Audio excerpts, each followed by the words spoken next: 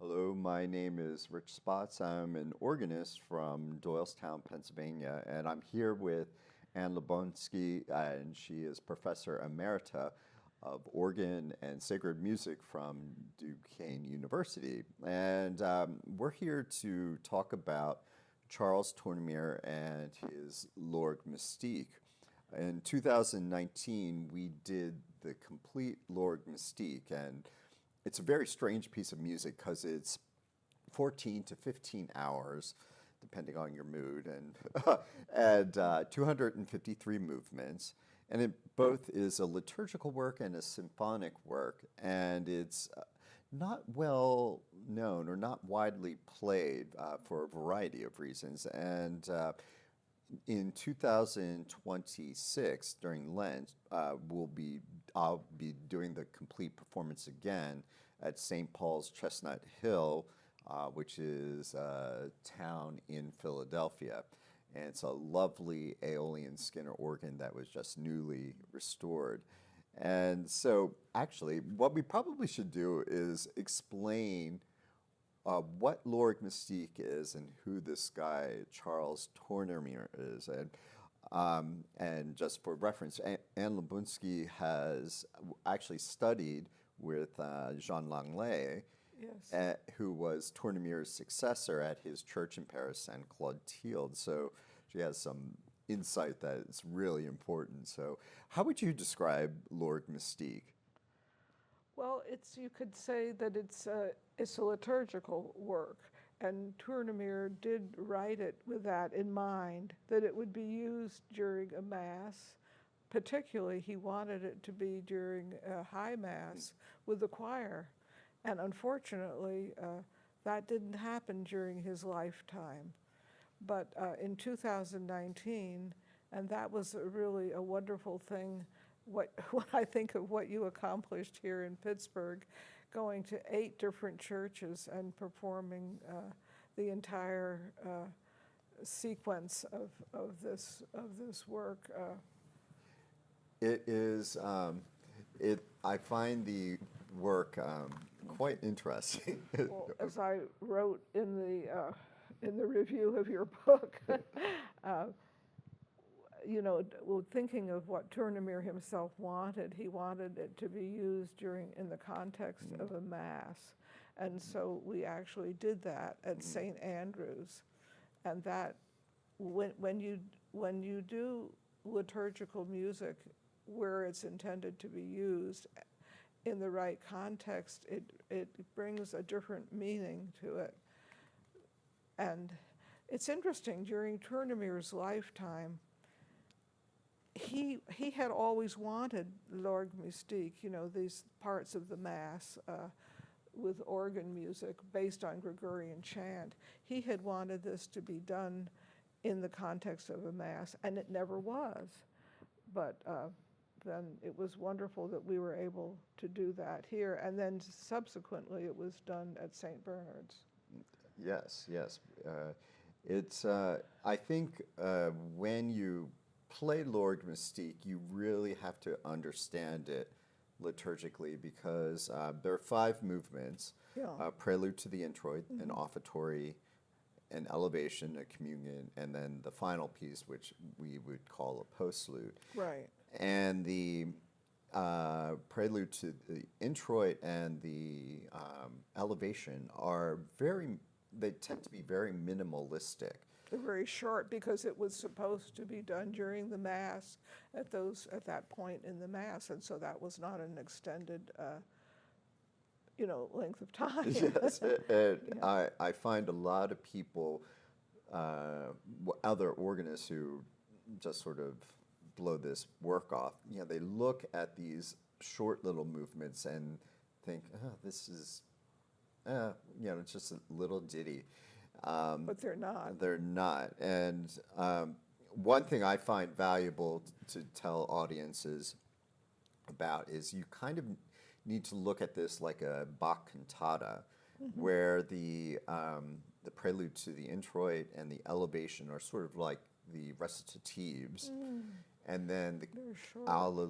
the offertory and the communion are sort of the arias, And then the final movement is the chorus piece. Oh, I like that comparison. That's very interesting. It's even though miniatures, like if you were to look at like things like artists like Leonardo da Vinci, we have Vitruvian Man, the small sketches of the guy stretched out, and then the Mona Lisa, and then the Last Supper, and the scales are different, and their intents are different, but they all have this artistic integrity to it. And you can tell who did it. And I think that when you get to know Tournemire's music, even these little miniature parts of the L'Orgue Mystique, you say, oh, yeah, that certainly sounds like Tournemire. And some of these movements are actually very easy. And some of the movements are very difficult. Sometimes Tournemire's music, for lack of a better word, tends to be very spiritual and authentically religious in its intent. And so while it can have moments of grandeur, it also can have moments of profound introspection. And when Tournemire he can be very difficult to play, but his music can have this spiritual bent that makes it less satisfying to a flashy concert performer. And even some of the offertories in communions are a bear to play, even though they sound easy. Easy, Sometimes students say, "I want you to give me music that sounds difficult, but it's very easy to play." And with Tournemire, you have a little bit of both. Some that sounds hard, and it is hard, and some that it sounds hard. I remember my other teacher, Andre Marchal, used to say, well, the thing with Tournemire is, you're hardly into it, and, the one hand is playing on this manual and the other hand is playing here, and it takes a certain way of looking at it. You have to understand the style to understand how it all fits together. Yeah, he would often write, normal French organ that would have three manuals would have what we call the swell, the positive, and the great, top to bottom. And so Tournemire would write the piece of music with the top stave being the top manual, and and so forth, and so on down to the great. And it doesn't matter if it's being played by the left hand or the right hand. He just is visually writing, because this guy's on top, so the stave is on top. And so it can be confusing. It makes sense, though, a lot of times, because he has the organist perform on two manuals at once with one hand. Yes, that's tricky. And it's actually kind of valuable to see what manual is above, and it reads really well. I think with L'Orgue Mystique and playing the whole thing, even though it's a lot, and I think hearing the whole thing, it gives you a sense of the unified structure of the work, and also hearing the liturgical year happen right in close succession. And it all comes together and makes sense, because when we experience church, especially like in the Pentecost season, when it sort of rambles on and goes on for the whole summer and into the fall. We just have no sense.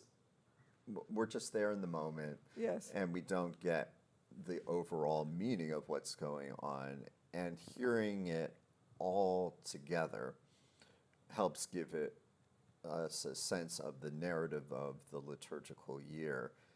And that's what Tournemire really intended, isn't it? Yeah. Well, and Tournemire himself wrote that he said, now, Bach wrote the liturgical year. It was some chorale chorales based on the seasons of the church year, and he said, I use this as a model, but then this is for the Roman Catholic Church, where chant, Gregorian chant, is the song of the church. The irony of it is that in many churches, neither Gregorian chant or chorales are used. But anyway, that's a whole nother subject. Yeah, it's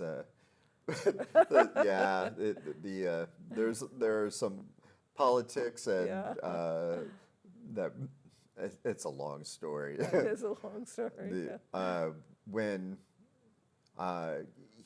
Tournemire, in creating the plan for this,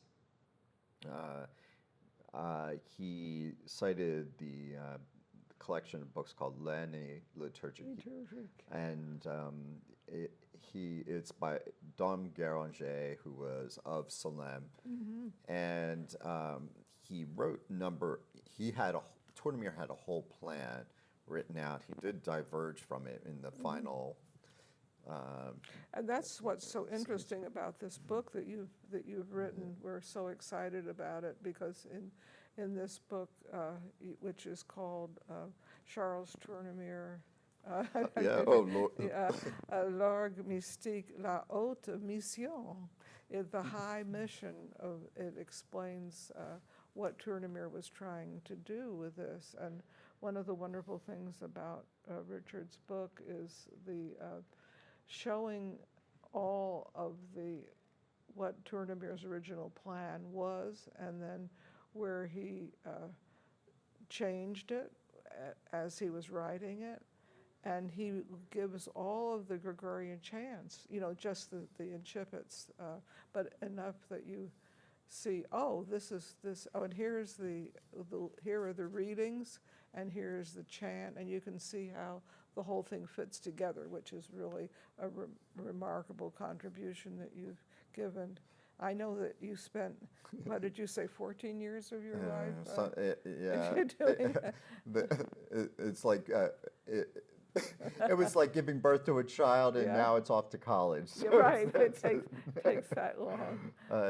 And he even gives structure to he does tweak things a little bit with the liturgical year. So he puts like the third Sunday of Advent before the Immaculate Conception, which in the calendar would never happen. Right.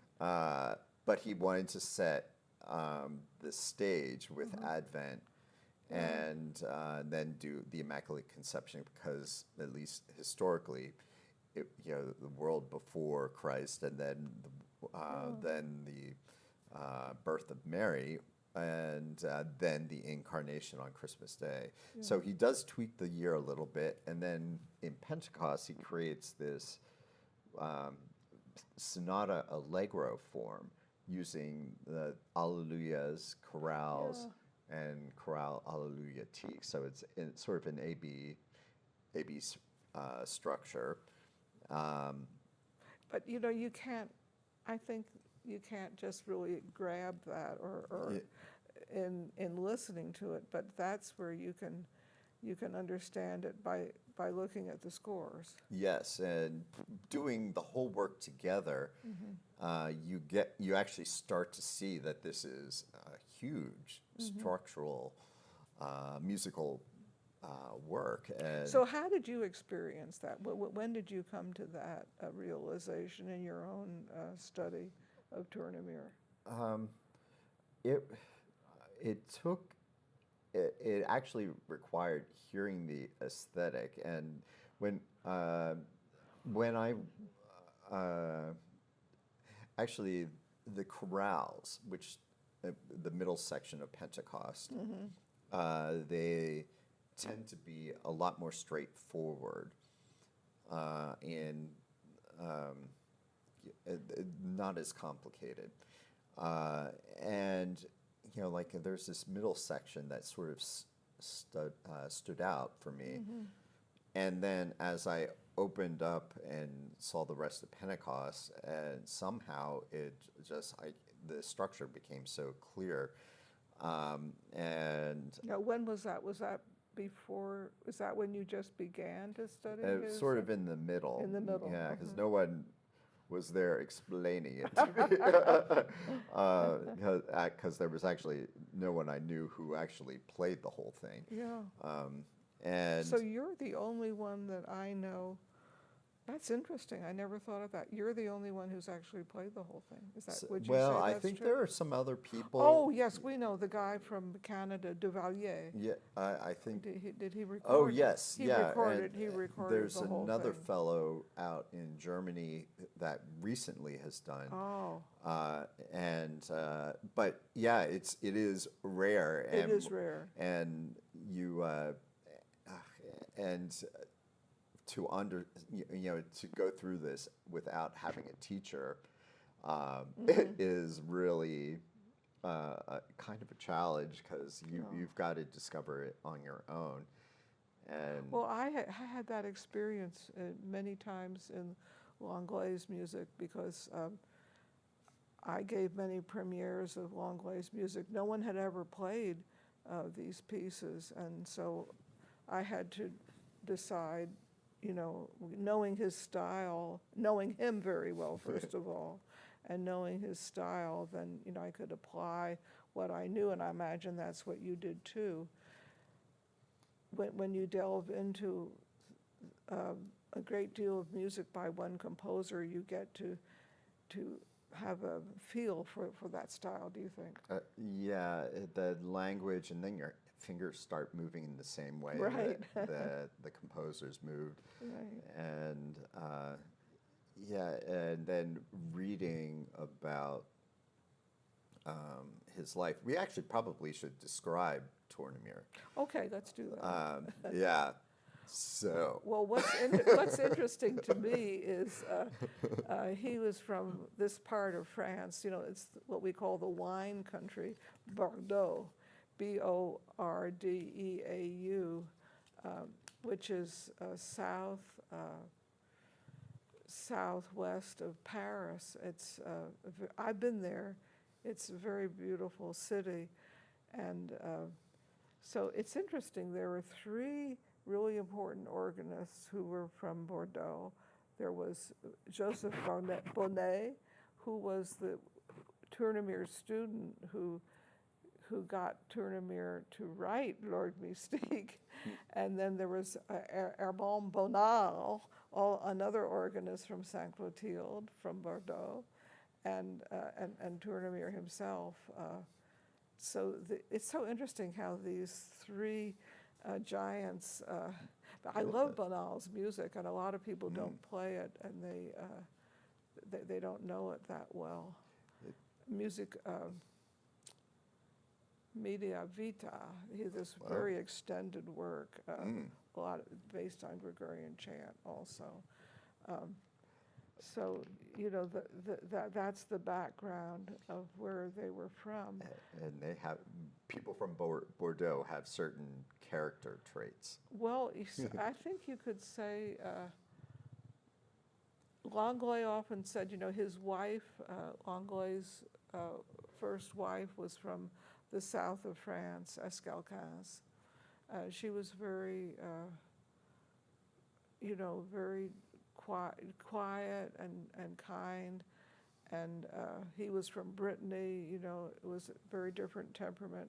And the people from this region of Bordeaux had, they were more volatile, is I guess the word that would describe it. They would, sometimes it'd be very happy, and then other times, very unhappy, and it would fluctuate from one to the other mood very, very easily. I don't know that Bonnard was that way. I didn't know him personally.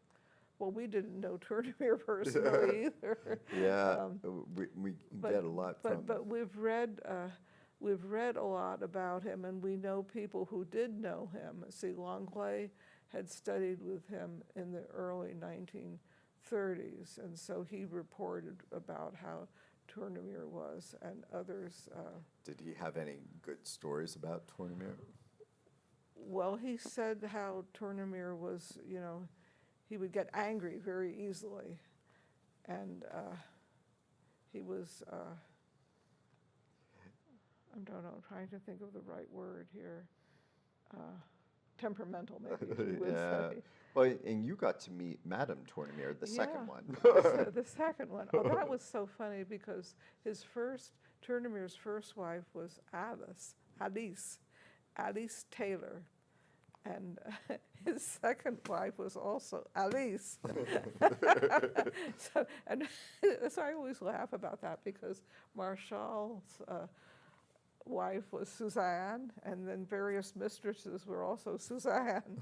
So he specialized in the Suzannes, and Tournemire specialized in the Alices. And well, it's so interesting. The second Alice was a violinist, and she met him in he had wanted so badly to get the job at the Paris Conservatory after he had studied with César Franck, and he wanted very badly to get the job to teach organ, but that didn't happen because it was given to Vidor, and so he was given the accompanying class. And you think, oh, well, what's that? But it's extremely difficult. And we know only one American, Donald Wilkins, who went through that class. Here's what it's like. You look at a huge orchestral score, and you have to sight read that and make a transcription of that for the piano. Boy, I'll tell you, that takes a great. You have to understand the orchestration. You have to understand how the instruments transpose, which he did. So anyway, the second Alice was a violinist, and she was in his accompaniment class, and she decided that she was going to marry him, and so she figured out ways how she could help him with transcribing the works and everything, and eventually he did marry her, and it was a difficult marriage, I think. I hear she was very controlling. Yeah, she. Well, it's funny. I met her just one time, and I was working on this piece called Symphonie Chorale. It's a very extended work by Tournemire, and Langlais had played many of the 7 Words of Christ, the beautiful works, shorter works by Tournemire, but he had never, did not know that work. He said, well, he gave, quote, permission. He said, well, why don't you go and talk to Madame Tournemire? And I said, oh, okay. So I did, and well, she was, she had sort of a British accent. I think that she had a governess who was British, and my memory of her was, she was, very proper and polite, and I didn't pronounce, my French accent wasn't exactly right, and so of course she corrected me, and I said, well, I'm working on this piece by your husband, the Symphonie Chorale. So she had this journal, his diary, which had that at that time. Well, this is back in, when was this? In 1960, 63, I guess it was. So she had her husband's diary, but it had not been published, and people didn't know it. So, she held on to this like it was a very special thing that she wasn't going to just share with anybody. So I said, well, I'm working on the Symphonie Chorale. I was wondering if you have any insights about that. And she said, oh, okay. So she opens the diary, and she finds the part where he writes about that. And she said, oh, okay, well, see, it's based on Psalm 18. Okay, I didn't know that. And here, it's a paraphrase of that psalm. So she quotes from his diary, and I said, well, thank you very much. But that's how she was, very sort of cut and dried. We didn't talk about the weather, and she didn't talk about Tournemire. I didn't get any inside information from her. I hear she was very official. She was, yeah. There's stories where, with pieces that hadn't been published, that someone was trying to do piano work by Tournemire, and she let this person, look at the score, but she sort of hung outside the door while she was which practicing. I think that was kind of sad. You would think that she would have wanted that music. I mean, she was overprotective of why that was, and she wanted the L'Orgue Mystique to be played and performed a lot, but she wasn't doing much to help that. And actually, Langlais did perform a number of movements from L'Orgue Mystique, but she was never happy. It was never enough. And Tournemire was had that volatile personality, right? And I think he was very sensitive. Yes, and you can hear that in his music, and in a way, I think he felt misunderstood. He had wanted so badly to get, having studied with Franck himself, he had so badly wanted to get the job to teach organ, and when he didn't get that, that was a great disappointment to him. And Dupré, who actually ended up getting the thing, was a student of Vidor. And so we have, Dr. Lord talked about the Saint Clotilde tradition. Yes, he actually coined that phrase and he wrote about it, particularly with Tournemire's 7 last words.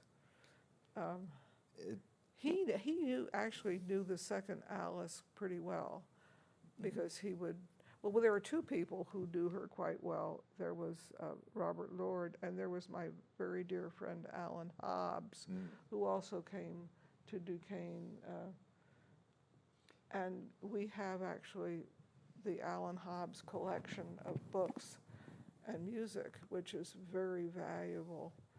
But these people knew Madame Tournemire well. I kind of think that's why Dr. Lord didn't write the book on Tournemire, because I don't know that he wanted to say everything. Because the memoirs of Tournemire have now been published. Yes. And there are some very unkind words about a number of people. He wrote, a diary. He was really expressing his feelings, and he felt rather bitter towards people. And they weren't really. So the first part is genuinely a memoir, and then the second part, which happened right after he started writing this, right after L'Orgue Mystique, really became a diary. And then Tournemire died rather suddenly in 1939. So it didn't have any of the delicate. It was an unedited, indelicate diary about his feelings versus a memoir, which is the wisdom of age and stuff like that, and something that you're creating a general narrative. And memoirs are very tricky things. Yes. Because it's very easy to leave the wrong impression. And there was a French fellow who actually did publish all of the memoirs, and he's a very fine musicologist, and he wrote a lot of explanation for a lot of things that were unclear in the memoirs. Yeah, Alice, number 2, redacted some of it. my understanding of what happened, so Tournemire wrote it down in pen, and then she had it she dictated Right. what was on the paper to a guy typing it out, and then she threw the original away. So it is felt that she probably took some of the worst stuff out. But that said, I think that it was also probably just in note form, so it might not have been coherent as a document, if you know what I mean. Well, the thing that is good about this French version is that he explains the things that are missing, and that's very helpful. Yes. A lot of footnotes. Yes, that is very good, and so with we could talk about how about this little controversial thing about how he passed away and the circumstances of that whole thing. It is considered a mystery. So there's no. Well, he actually drowned. Yes. That was the thing in the Bay of Arcachon, and he had the marriage was not going well at all, and he had a big fight with his wife, and he wandered off, and nobody really knows. He drowned. It could be that he fainted and then, fell into the water, but that's the thing that is not, it's just not known. Yeah. There are many theories of how this happened. When one reads the memoirs, one does see his emotions vacillating rather severely. And it could even be termed as bipolar. So at that time, first of all, he had prostate cancer surgery. Many men suffer with that at a certain age, and he did too. And I cannot imagine, he went for treatment yes. and that did not go swimmingly. Yeah. And then he was forced to retire simply because age-mandated retirement. Right. So he lost a lot of his income. World War II had been declared. Yeah, so it was a very turbulent time in Europe. And he, now it was that pre-combative period, like the Fool's War or whatever. Germany had not invaded France yet. Yeah, so everybody was just preparing for what was to come. And Saint Clotilde, Tournemire's church, closed because it was near the war ministry and they were afraid of it being bombed. So Tournemire had lost both the conservatoire job, his church, the war was coming, his health was failing. Yeah, well, he had a lot that he was fighting. Yeah, and so his family, he and his wife went out to Arcachon, which is where the families had a cottage, and which is on the Atlantic coast, so as far away from Germany as one could get. Right. And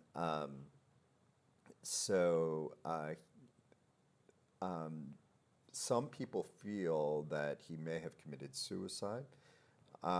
It was really strange is that his opera Tristan and Isolde,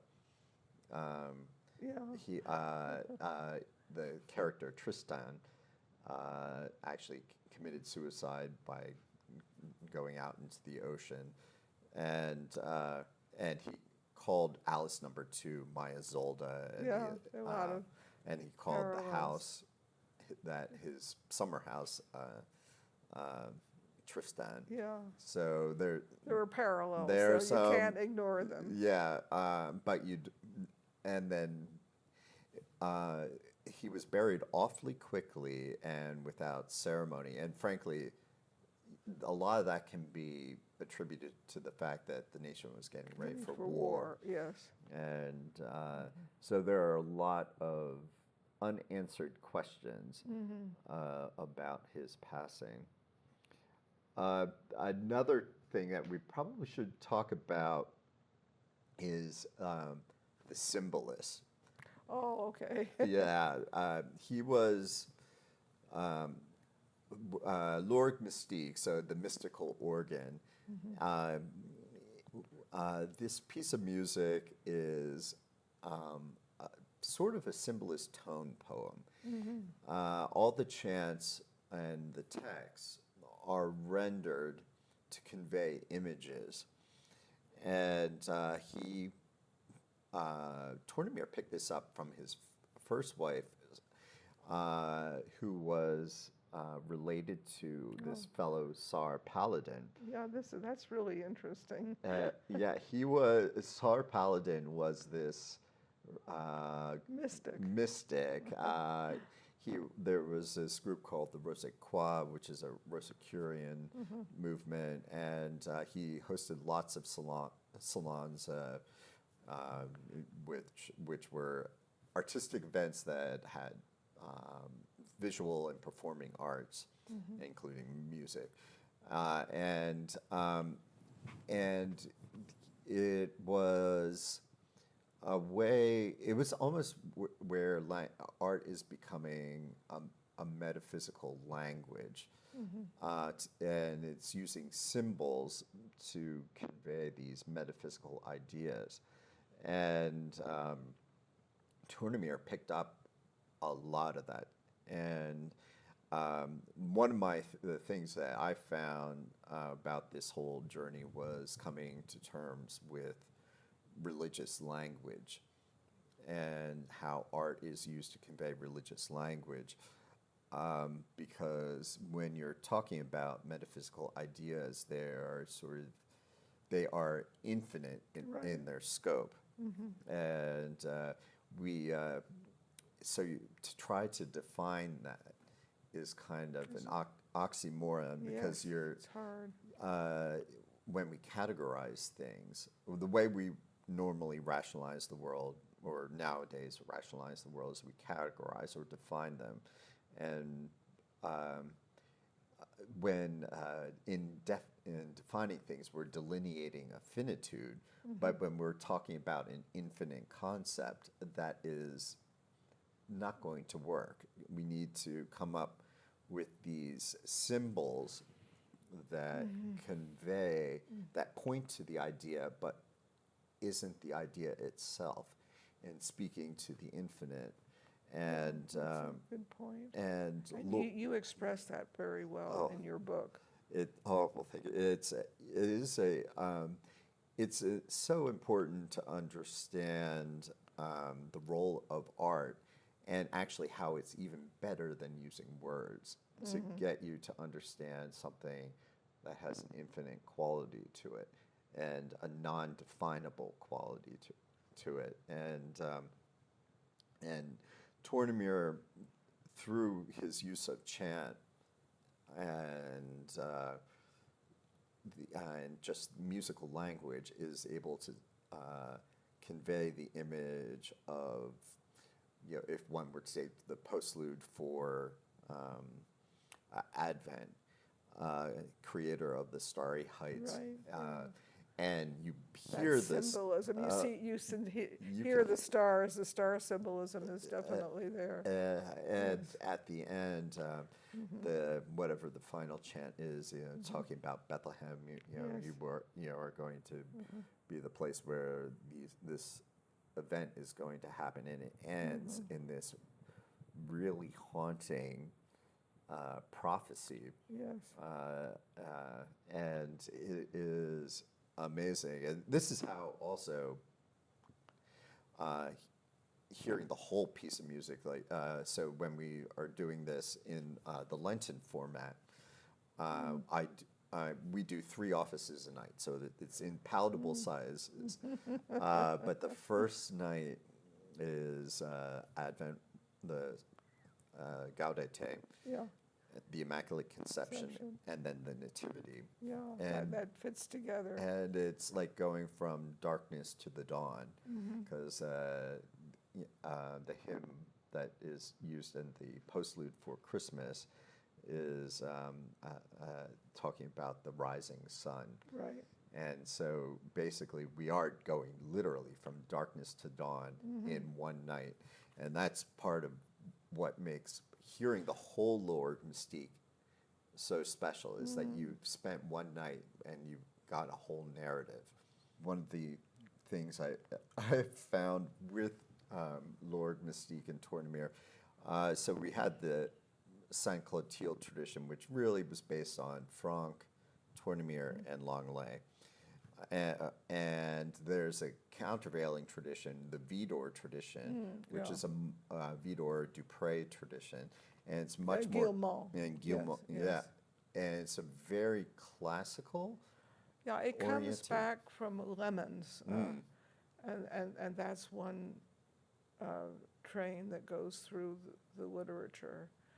And then you have the other style, from Franck and the Saint Clotilde tradition, which is really in opposition to that. It's a much freer way of playing. Yeah, it's the Tournemire tradition has a lot to explain. Some of this has a lot of rubato, and the touch. It's an overlapping legato. Yeah, he actually, Tournemire explains that. I mentioned earlier about our wonderful organ in the chapel, and Tournemire wrote this book on improvisation. And in the beginning, he discusses various types of organs and also the touches. That's where in that book he talks about that. It's and this is not the tradition that won. Right, yeah. So when we are for non-organists that might be listening, we went through after the war this thing called the Orgelbewegung, which was a restoration of a lot of classical instruments, Baroque instruments, things from the time of Bach. And with that came music theories on how organ playing was done at the time of Bach. Yeah. And there was a lot more detachment between the notes. There was no rubato. You might as well, just glue the metronome to the music rack and turn it on, because it's and the Tournemire tradition is totally against that. And the other thing is when we look at Lord Mystique, you have to keep in mind Gregorian rhythm, which is very, very subtle. This idea of duplets and triplets, and so you're constantly flowing between these things, and they're not necessarily written in. You just have to have that Gregorian sort of mindset. And I had to do a master class with someone who will remain anonymous, or play for a master class.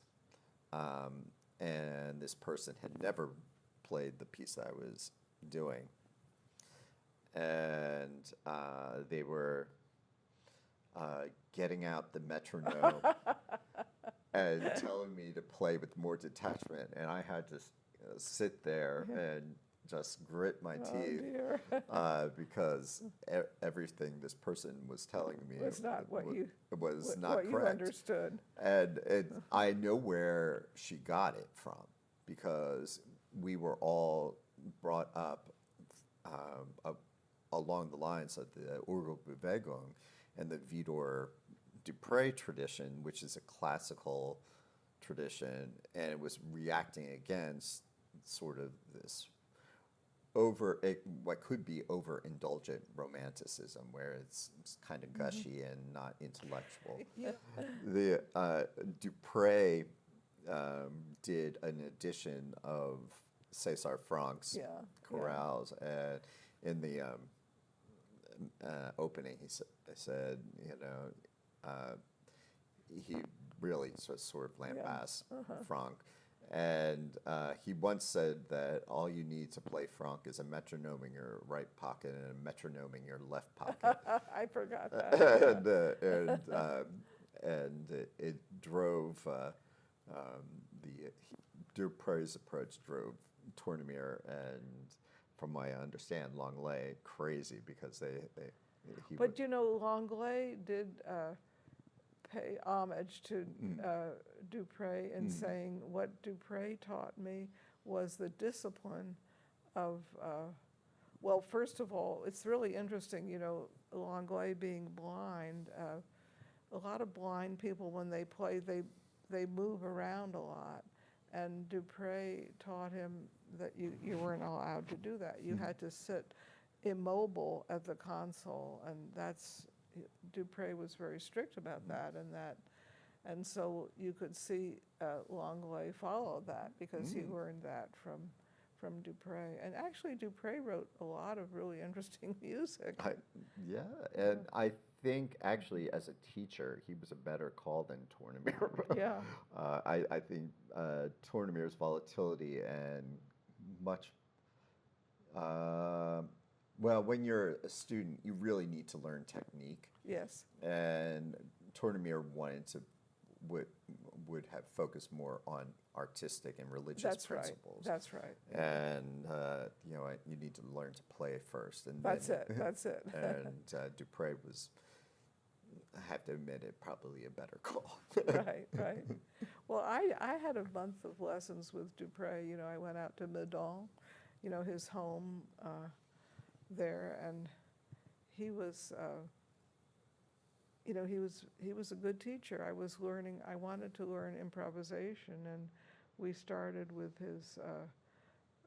his book on, which was the harmonization of the scales, and you know, he was very particular about how the scales were harmonized, and actually I still use that in my teaching and find that that's very useful. So Dupre had a lot of very good ideas. Well, one of the things that has made me a little sad in looking at the main recitalists that we have in our country, in 1933, Tournemire did a series of recordings at Saint Clotilde of several improvisations, one based on the Easter sequence, the Victime Pascale, and Duraflé transcribed that, and that's the piece that, it's a very showy piece, and a lot of people play that, and that's all they know of Tournemire, and it's not,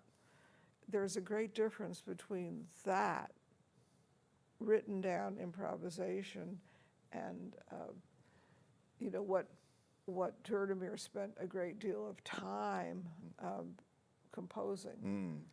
The other, with those, so there were 5 improvisations. The most famous is Victime Pascale. There's the Te Deum. That's right. And then the Ave Maris Stella. That. Is that your favorite? That's my favorite. Then there are 2 generically named, like a Petite Rhapsody and is it Cantilene or something like that. And they're actually based on Gregorian chant too. One is the Communion for Easter. Oh, really? He recorded that on the same day, so he basically flipped the page of the Liber. Oh, interesting. And then the other one is the introit for like the 11th Sunday of Pentecost. I didn't know that. But the titles are so obscure that they just called them musical, you know, gave them musical terms rather than tell them what it was based on. And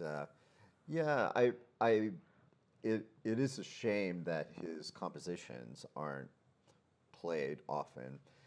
But on the flip side, it's nice that what Duraflé did was at least he was able to keep the name of Tournemire alive. He was very devoted. He had actually studied with Tournemire and was very devoted to him. Yes. Well, Ed, thank you for putting this all together, because in the end, hopefully people will start exploring Lord Mystique.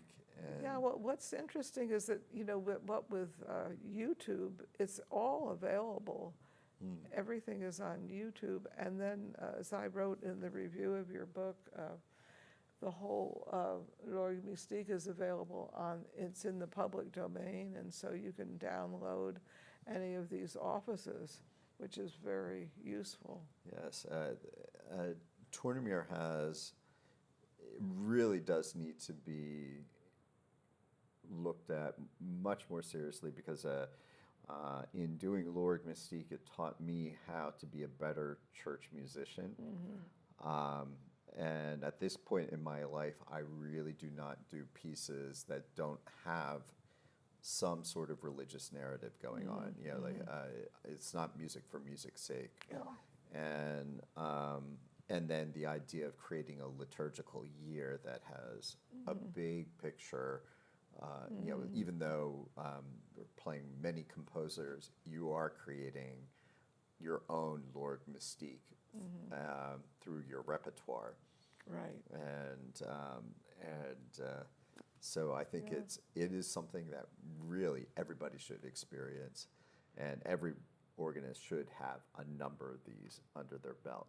Well, you can tell we're great champions of the Saint Clotilde tradition, and I thank you for coming here and doing this interview, and many thanks to our friend Don Mao for having this.